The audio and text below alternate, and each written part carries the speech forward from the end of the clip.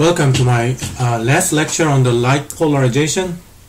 The title of this lecture is Polarization in Quantum Mechanics.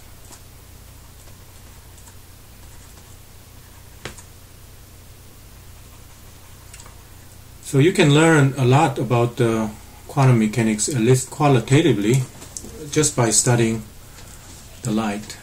And polarization is one such example. So let's discuss the aspect of quantum mechanics that we actually already discussed.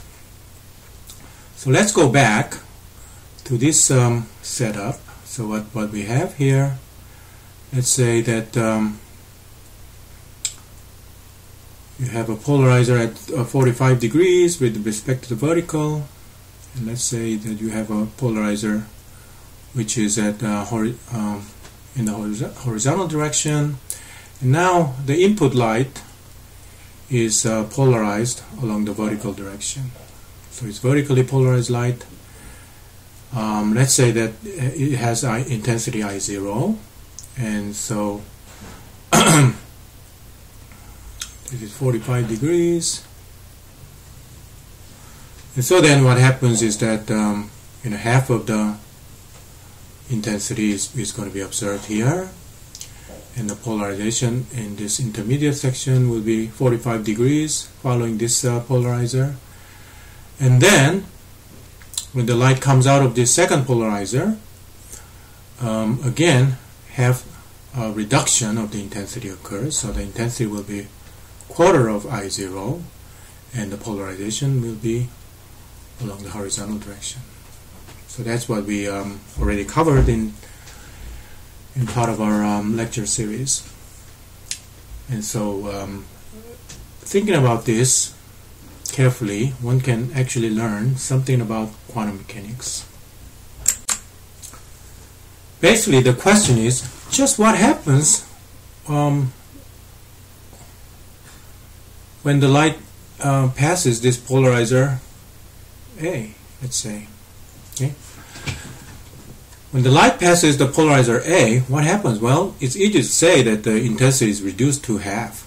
But let's consider this initial beam. This initial beam could have been created by polarizing an unpolarized light through a vertical polarizer. And so what happens here is that the light is perfectly polarized along the vertical direction, 100% polarized.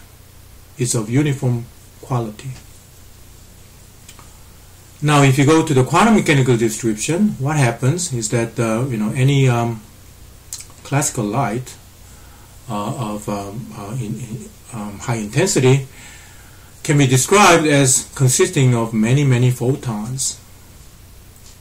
So then you will say in quantum mechanics that all of these photons that are contained in this beam have the same polarization, namely the vertical polarization.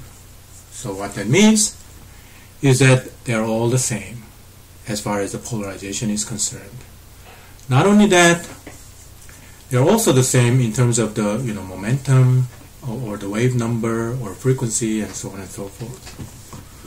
So there is nothing that actually can distinguish these photons. These are all the same photons.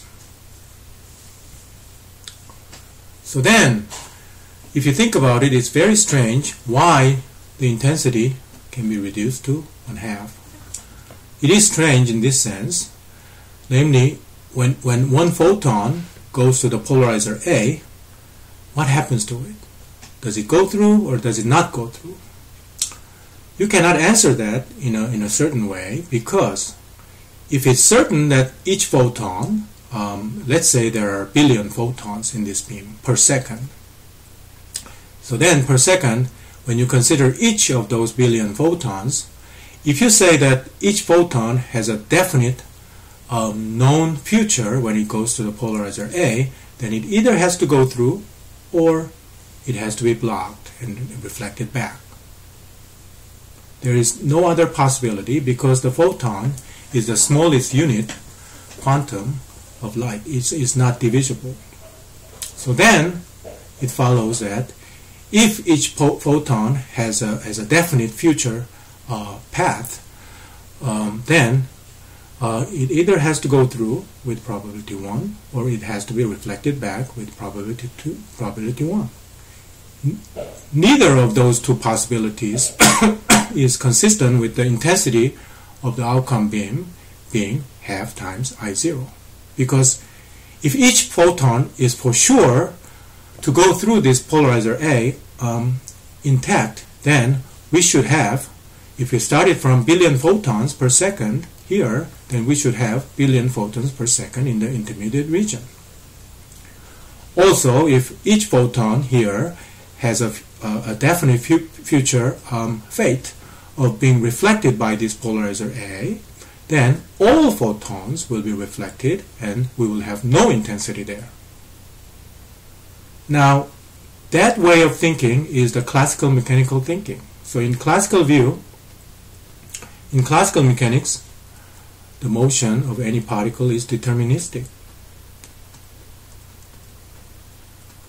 That means if you give an initial condition for a particle in terms of their positions, velocities, and in this case polarization and so on and so forth, then the future fate of that particle is completely determined.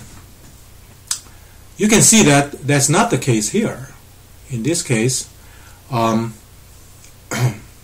we can say is that when each photon goes to the polarizer A, it must have half the probability to go through the polarizer and half the probability of being reflected. Otherwise, you cannot explain this experimental fact. So that is the quantum nature of light. So what that means is that when a photon goes, let me generalize that, a photon with polarization an angle theta with respect to a polarizer, so let's say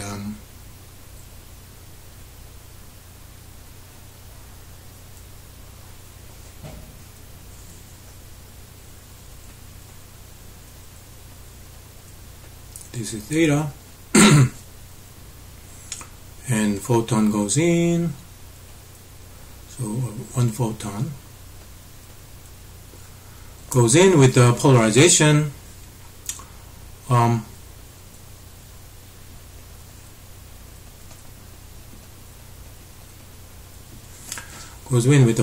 vertical direction, so then the polarizer of the polarizer A has the, let's say that not 45 degrees, generally let's say that it's theta, then probability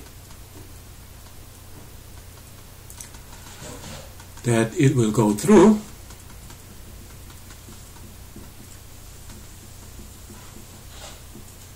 equals cosine squared theta and probability that it will not go through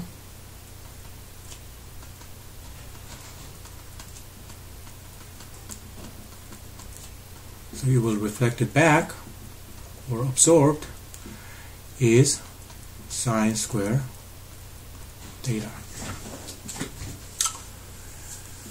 So that's it. That's you can describe these events only in terms of these probabilities, and that's the quantum nature of the polarization experiment. And this probabilistic description also applies to other experiments, like interference experiments or diffraction experiments, in terms of light physics. So almost everywhere you look, light actually reveals something about quantum mechanics. And there is more here. So this cosine square factor, you remember, is is an important factor that goes into the polarizer physics, and this is where it comes from. There's one more thing. After the this photon with the polarization vertical direction goes through the polarizer, what happens to its polarization? According to this diagram, its polarization should be this. And so not only it has a finite probability that it will go through in general for a general value of theta, it has a finite probability to go through the polarizer, but also the state after the transmission is different from the initial state, and that is what's called in quantum mechanics wave function collapse.